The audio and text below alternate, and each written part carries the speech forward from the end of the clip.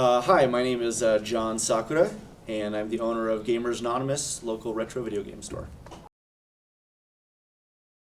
So, finding myself in the industry has been quite a trek. I've worked local and corporate video game stores over the past several decades. I've worked places even in the higher up industry such as Blizzard, and using a lot of the knowledge that I've garnered from all these experiences, I was able to purchase Gamers Anonymous from a friend of mine who actually owned it, and back in 2007 I became the official owner. Gamers Anonymous is a retro video game store where we specialize in not just retail, but experiences, community emphasis, and things that really make people want to be in for reasons other than simply shopping and leaving. Rewarding moments come in a variety of forms, and one of the most important things I think when cultivating an experience for people is getting people in your store and having them relive moments that they've lost through their childhoods or through experiences from long ago. And when people come in and they see video games or hear music or even look at art that reminds them of a certain time or a certain memory, that's really the reason I like doing what I do, and getting the chance to witness people have that sort of oh yeah kind of moment is absolutely what I live for. When I purchased Gamers Anonymous, I had no formal business background other than working management, and a lot of these experiences came from simply trial by fire. And one of the hardest things was understanding the financial aspect of everything. I knew to a degree sort of what to look for and what to plan for, but a lot of big surprises come from taxes and just sort of figuring out how you lay everything out financially to plan ahead accordingly.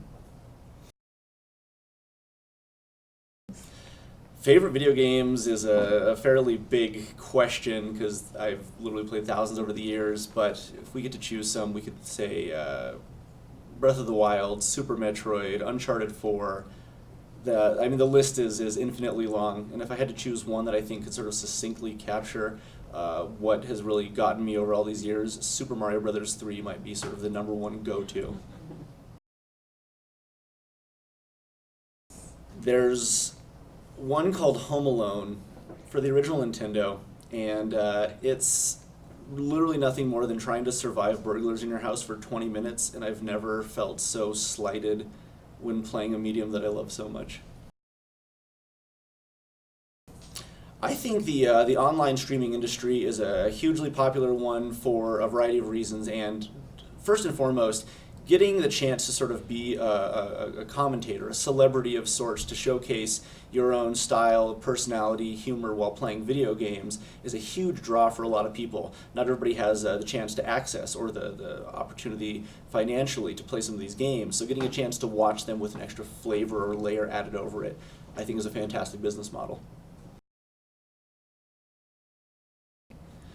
When it comes to putting my life gaming and all my hobbies together in one, it's a really fine balance, which usually ends up with me staying up far later than I should to pack it all into one day.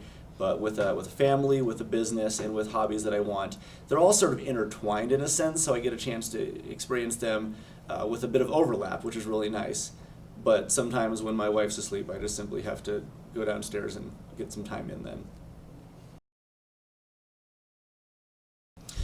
So Gamers Anonymous is not just a video game store, video game retail location. We do a lot of extracurricular kind of things with community events, but one of my favorite things that we've ever done is with a partnership with the Animal Humane called Cats Around Town.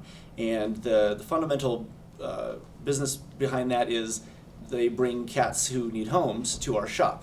And the cats walk around the store, they socialize, they get familiar with people, they get familiar with large-scale social situations, and we find homes for them and we adopt them out, and then they bring us more cats. And we're almost to 100 cats adopted to this day. Gamers Anonymous is tricky because as a retail location, we've sort of nailed the market for what we need to do. So looking into expansion is more looking into what we can do to offer the customer a better way to play and more services in which they can experience video games. We already sell them and that's good, but the next step has to be how can we make playing them more fun.